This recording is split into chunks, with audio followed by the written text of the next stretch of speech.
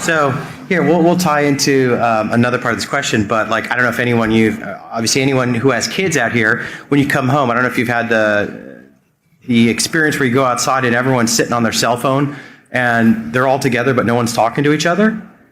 And so when I think about the younger generation and communication, how they communicate versus how my father, grandfather communicated are completely different. So this question, Uli, I'll start with you, ties into communication. How do you, within your organization deal with whether it's, from one generation to the next, how do you effectively deal with communication and manage multiple generations so that everyone's aligned?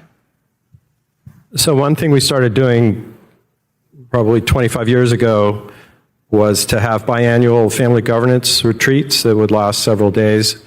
And we might get those facilitated or moderated, sometimes by internal staff, and now more also by finding some outside consultants on that, and preparing an agenda both from the family members as well as just what I would generate as being in charge of that. And then we run through it, and there are a lot of Q&A, and we're able to do this in a very, how should I say, conducive environment, someplace usually in the United States, sometimes outside. That goes back to even as kids, we used to visit national park lodges, so we might choose a location like that that gives us a little bit of a DNA feeling, like something that we've been doing for a long time. And I think that addresses, in large part, the emotional component. Somebody was just saying, the resources other than financial, whereas I would argue that money is a strong glue that keeps people coming back, and especially when performance is good, and when it's not, then, there may be issues. But in terms of those, let's say, soft skills or soft aspects of it, that goes a long way to creating a bond. So. Right. I know, how do you, incorporate communication, in your family office? Sure.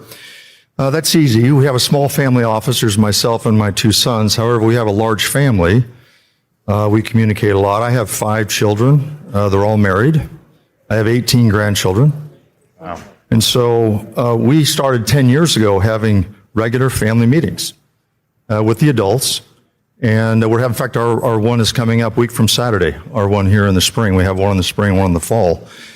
And we've got to the point now where my oldest son really sets the agenda, does most of the talking, and I'm there if they have any questions. But really, I'm in a point in my life where I'm making the transition, the handoff to my children. We made it a priority years ago. I made it a priority 20 years ago to start having my kids travel with me and be aware of what I was doing.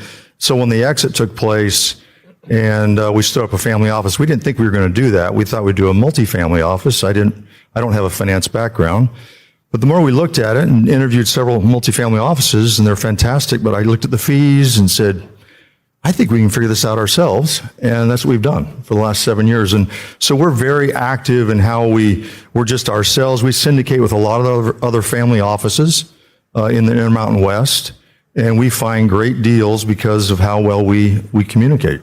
And we make sure that with our family meetings that are not only my children, but now the grandchildren now are getting old enough to understand.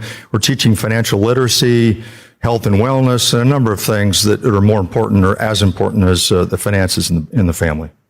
If you are a founder, raising capital, developing real estate, or you're an investor, would love for you to get involved in the Family Office Club. I've run this community for 18 years now. We've hosted 300 live events. We have 17 million social media group members and followers. We have the #1 YouTube channel on family offices. We have the #1 most popular podcast on family offices. You can learn more about us and our membership options at familyoffices.com. We have 30 in-person events planned in 2026 and another dozen events this year. Please go to familyoffices.com to learn more.